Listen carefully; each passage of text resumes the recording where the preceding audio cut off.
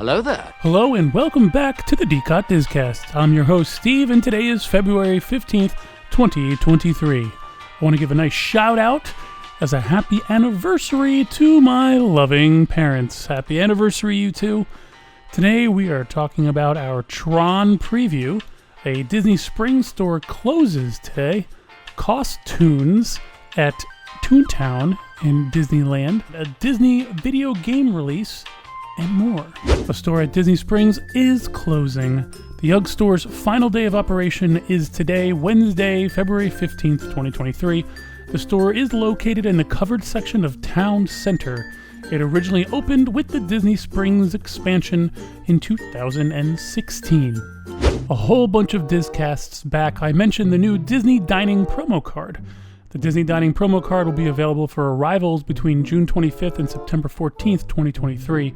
The offer will be available to guests through March 27th, 2023. The offer is available for a minimum 4-night length of stay with a 4-day theme park ticket. The value of the digital card is determined by the Disney Resort Hotel and length of stay. The value is not related to the number of guests on the hotel reservation. There will be only one Disney Dining promo card per room. The Tower of Terror at Disney's Hollywood Studios is back at full capacity after months of refurbishment. So we're hoping that the wait time is going to be going low, and dropping fast like you would in the elevator in the Tower of Terror. Here at Disney has a new game coming out on the Switch called Disney Illusion Island, and it looks like so much fun. My family and I love sitting together and conquering games like Mario 3D World, Kirby, and more. Disney Illusion Island will be available on the Nintendo Switch on July 28th, 2023. It is now available for pre-order. You bet your bottom dollar that I got that pre-order in. This is a local cooperative 2D adventure platformer made by Disney Games in collaboration with Dala Studios. Here's how Disney Parks blog describes the gameplay.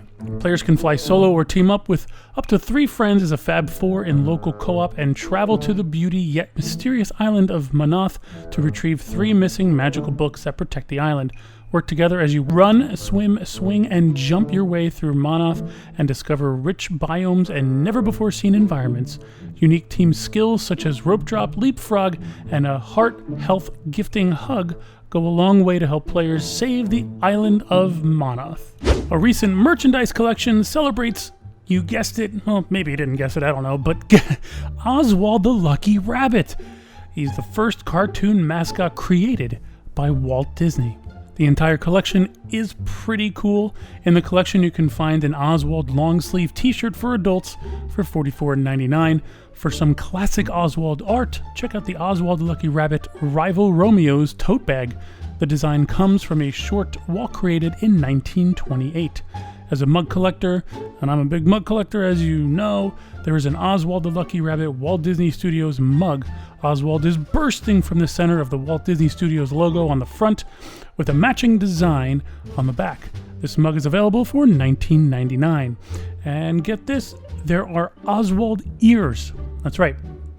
The Oswald the Lucky Rabbit ear headband is $34.99, and it's not often you can find non-mini ears in the parks.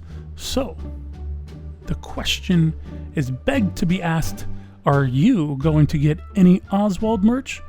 Well, here's some good news. If you're not going to be in the parks, go check out Shop Disney, do a search for Oswald, and you'll find that some of this merch you can buy online.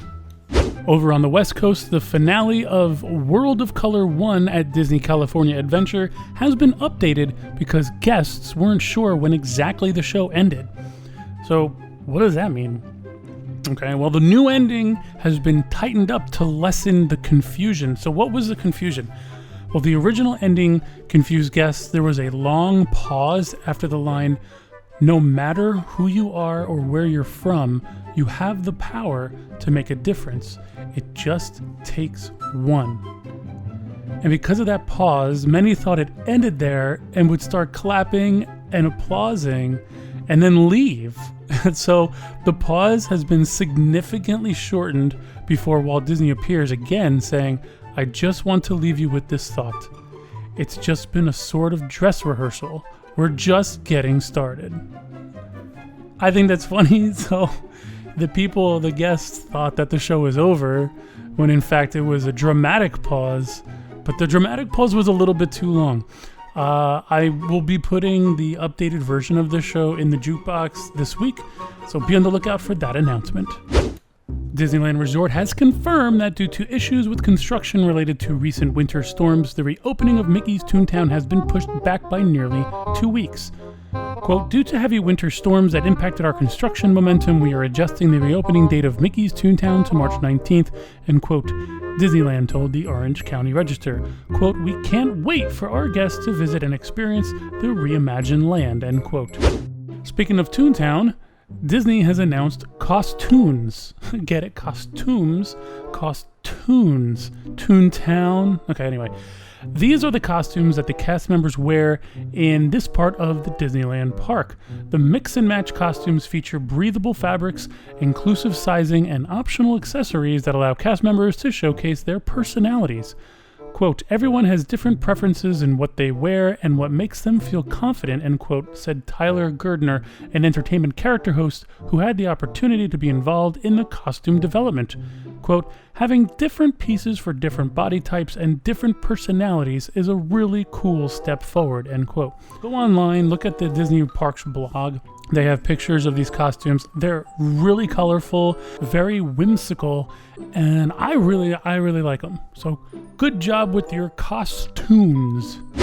Our next segment focuses on dumb people at Disney. Okay, this should be interesting.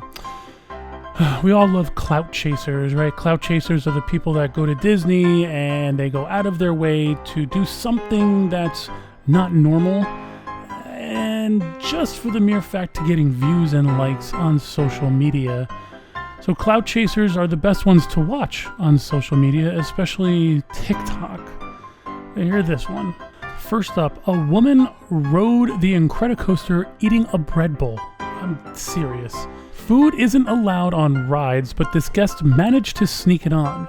If you watch the video, this woman has a bread bowl, and I guess her husband or someone that she's with is holding the camera. First of all, I wouldn't do that. I would be very scared that my phone's going to fly out of my hands. But he's holding the camera, taking a video of her eating a bread bowl, and part of the food is flying out of her, like it almost flies out of her mouth. Think about that too. That's just something that's flying into the air. It's going to land. I mean, it's bread, so it's probably not going to cause too much damage. But imagine trying to chew a bread bowl, which is going to be dry, well, depending on what's inside of it, but you can very easily choke on something like this. Imagine chewing and swallowing as you're going upside down. I really don't understand people. The next one was on Splash Mountain. Of course, the Splash Mountain at Magic Kingdom is closed, so this was Splash Mountain at Disneyland. A dipstick dunks his empty water bottle into the Splash Mountain water while on the ride and drinks it, saying, quote, literally, I'm so thirsty, end quote. Obviously, I don't recommend doing either of these activities, because like I said, you could choke on the food while riding a roller coaster, and you don't know what is in that water in Splash Mountain. There could be dangerous chemicals, maybe even human ashes that are people sometimes scatter in Disneyland attractions. And talking about the water, when Splash Mountain closed at Magic Kingdom, there were people online selling Splash Mountain water. Of course, it could have just been tap water that they say. How are you going to know? It could have been tap water that they're saying is from Splash Mountain, but never drink the water from the attractions. And that's dumb people at Disney. Disney 100 is adding a lifelike hologram of Walt Disney himself. Despite the man being dead nearly 60 years, at the Disney 100, the exhibition at the Franklin Institute in Philadelphia. This is according to the New York Times, quote, the Walt Disney Company used archival video and artificial intelligence tools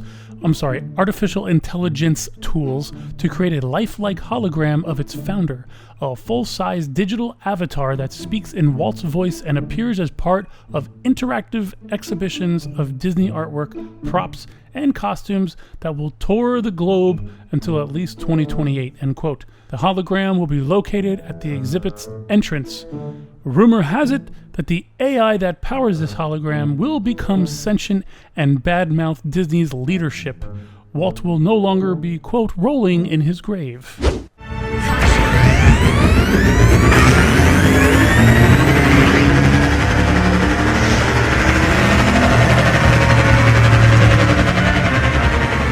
This past Monday, I went to the Tron preview with Michelle, my brother-in-law, and another buddy. We dropped the kids off at school and then drove over to the Transportation and Ticket Center where Michelle had to check in to the event.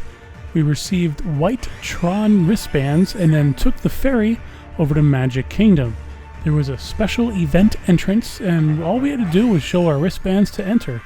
We walked directly over to Tron and they had the famous bushes set up so guests not entering the preview could not see through and what was beyond the bush. We had to once again show our wristbands to gain entrance. The walk to even get to the queue was extremely long.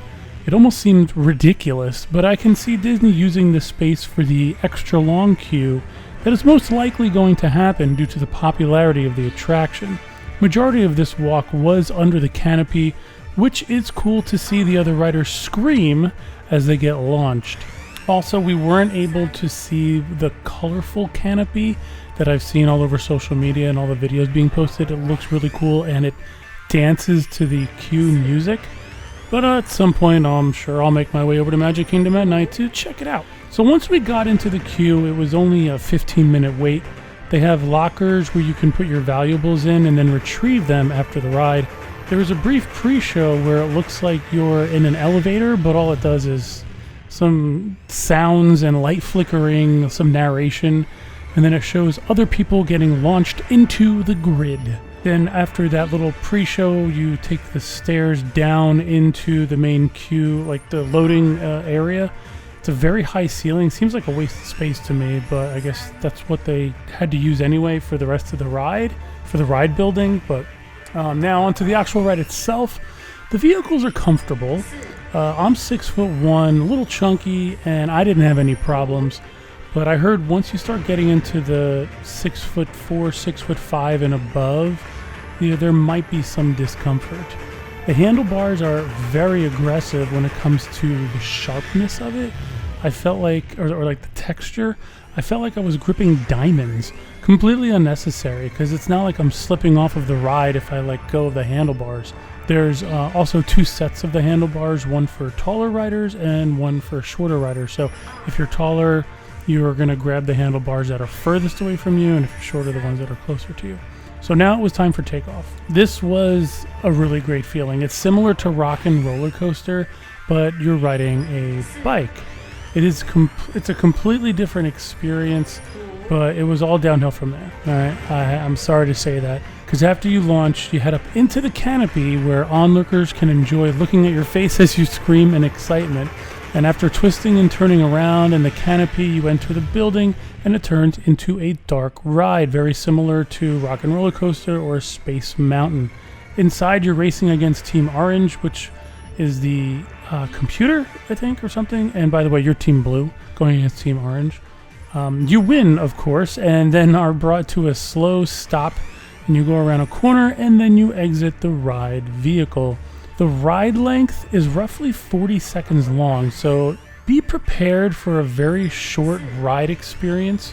For reference to other rides that do have a launch system, Hagrid's at Universal is 5,053 feet. That's how much track there is. The Velocicoaster is 4,700 feet, and Tron is 3,169.3 feet. Overall, it's a do at least once attraction. I asked my ride companions on a scale of 1 to 5 how they thought it was. My brother-in-law gave it a 2 and my buddy gave it a 3.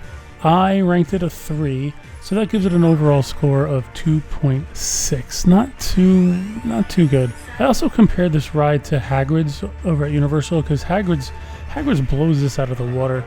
And the reason why I'm comparing the two is because it's a similar bike riding experience. I know Hagrid's is completely outside, and where Tron is inside and mostly inside and some outside, but it's just the way Hagrid's was done, the way it sounds like you're on the motorcycle. It's a way better ride. Now, if you were to ask me if I were to do this ride again, no, I really don't need to. I don't care to. Comparing it to Guardians of the Galaxy is a better ride and a better experience from beginning to end, but Guardians of the Galaxy still makes my stomach queasy. Even the second time I rode it, when I knew what to expect on the ride, I still was a little queasy, whereas Tron's a very relaxing ride. Nothing too scary. Your stomach doesn't go like up and down, make it woozy or anything like that. It's a very smooth ride. Like I said, overall, out of a scale of 1 to 5, it's a 2.6. And if you can get there, for cast member previews are still out there. Annual pass holders coming up soon, and I think DVC as well. And once it opens up to the public, share your comments below on whether or not you're excited to try out the Tron Light Cycle Run.